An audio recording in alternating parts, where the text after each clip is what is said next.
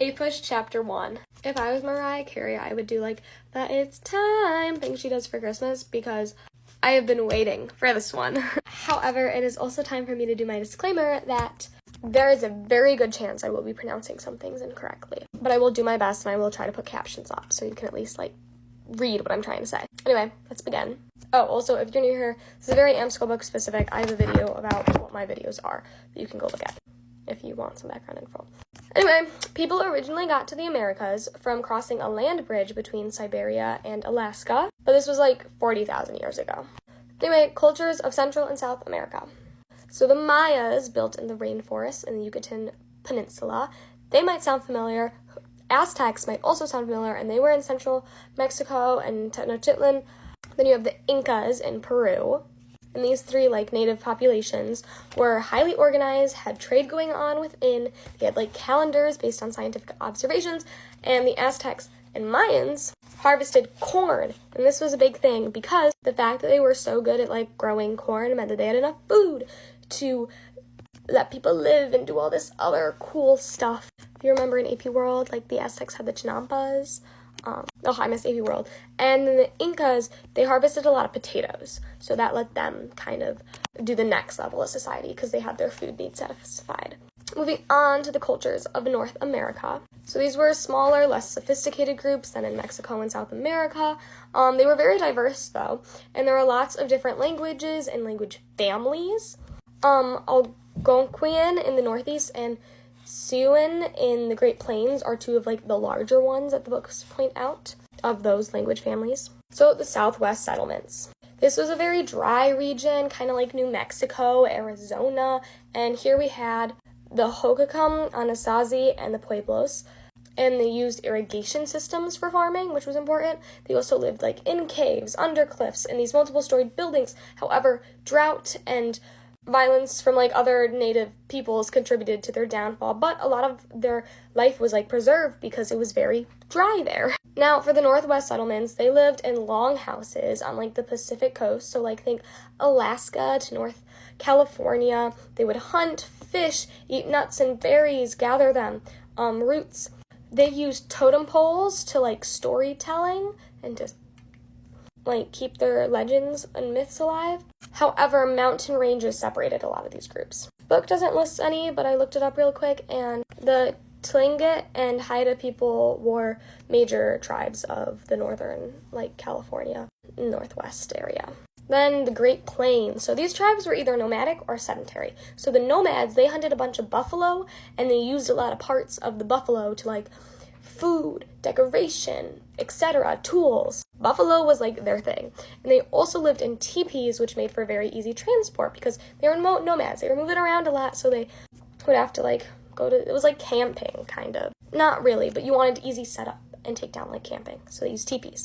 And then, of course, there were those that were sedentary, so they would also hunt buffalo, but they lived in earthen lodges, permanently, and they would grow corn, beans, and squash, and they would trade with other tribes. In the 17th century, they got horses from the Spanish because of the Columbian Exchange and all that stuff that we'll get into in a second. And specifically, the Lakota Sioux took advantage of that and went from farming to hunting and nomadic because with the horses, they were able to follow the buffalo really easily because, if you're, walking, you can't go as fast and as far as if you're, on a horse. So horses were a big thing. For hunting and transport, it changed a lot for Native Americans, specifically those in the Great Plains and the Lakota Sioux. Also, migration was kind of common for these people, for people in this area. Then you have the Midwest settlements. So they would hunt, fish, they would do agriculture and grow things. This was east of the Mississippi River, and they were also known as woodland American Indians. So the Adena Hopewell culture, which is in current Ohio, made earthen mounds that were kind of huge. And so sometimes they are known as the Woodland Mound Builders. One of the largest settlements is Cahokia, which I've definitely heard of, so maybe that's something you can remember. Now, the Northeast settlements. So some Adena Hopewell culture, descendants, went from Ohio over New York. So they would hunt and farm, but the way that they farmed wasn't really good for the soil, so they had to move around a lot because they would exhaust the soil, and then they wouldn't be able to use the soil anymore. And here you have the Iroquois Confederation, which was this political union of 5 tribes in the Mohawk Valley, the Seneca, Cayuga, Onondaga, Oneida, and the Mohawk. And they would live in longhouses, and they would live in these longhouses based on their relation to, like, their mother, so kind of more maternal. The Atlantic seaboard settlements then, this was kind of like New Jersey to Florida, and these were also descendants of the woodland mound builders, or like a lot of them were, and they had like timber and bark lodgings, and they ate food from the rivers and oceans. And a common theme throughout all of these like settlements is that the Native Americans would adapt, and the way that they lived was heavily based on the environment. That's why you see the longhouses and like the things made out of timber versus like the things made out of the earth. They just used what they had available. And that just impacted their culture greatly, the environment of where they lived. Now, Europe moves towards exploration. So before all of this, like Vikings had come over to America a few times, but like Columbus was the one to really make the change and like establish a permanent connection between the rest of the world and the Americas. This is partially due to improvements in technology. So you had the Renaissance before this, explosion of artistic and scientific activity, and people were like doing things again. But the tech from that helped as Europe improved the tech of others. So like they used gunpowder from the Chinese, they improved sailing compasses from Arab merchants who got them from the Chinese. They improved and shipbuilding and map making got better. The printing press was incredibly important in just like the spread of knowledge and getting ideas around. There was also, however, some religious conflict going on. So, the Islamic Moors of North Africa had previously conquered a lot of Spain, but then the Spanish Christians had reconquered Spain kind of like independently from another, like setting up like their own little kingdoms. But then Isabella of Castile and Ferdinand of Aragon got married and united the 2 biggest of those kingdoms, and then the Spanish got Granada back, which was like kind of the last big Moorish stronghold. And so those 2, Isabella and Ferdinand, ended up being the ones who funded Christopher, but basically them coming together and kind of uniting Spain like this signaled new leadership, hope, and power for Roman Catholics.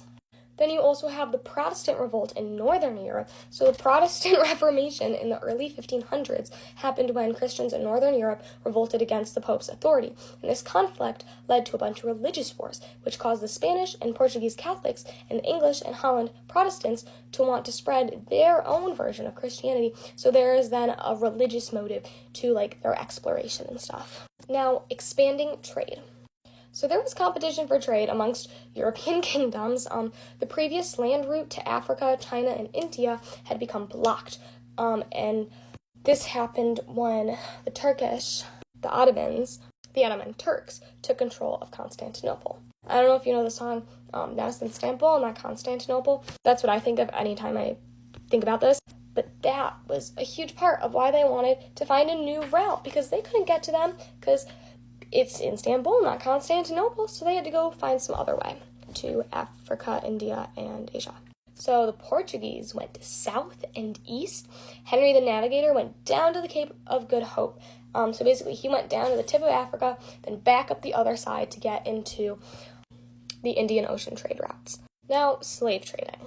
Slavery had been a thing for a while. When like people were captured in wars, they would become slaves for whoever had captured them. But the slave trade really began when the Portuguese would basically take people from West Africa to become slaves. And so slavery was used in sugar plantations on African coast islands. And then when Europe colonized the Americas, the slave system was used there because it was proved to be so profitable. There was also African resistance, so enslaved Africans would resist when they could. This could be running away, sabotaging, revolting. They also kept their culture through generations of people being enslaved. Now, developing nation states. There was a lot of like political change going on in Europe, with these larger kingdoms growing and the Holy Roman Empire breaking up. Basically, out of all this chaos, nation states started forming. And nation states are countries in which the majority of people share culture and like a sense of loyalty to the central government. And then the rulers of these nation states would use trade and the church for justification of like their rule and their nation state. I think I'm going to cut us off there for part 1 because this is definitely going to need a part 2 of chapter 1, APUSH. But I hope this helps. And yeah, go check out part 2, which should be posted soon, I hope.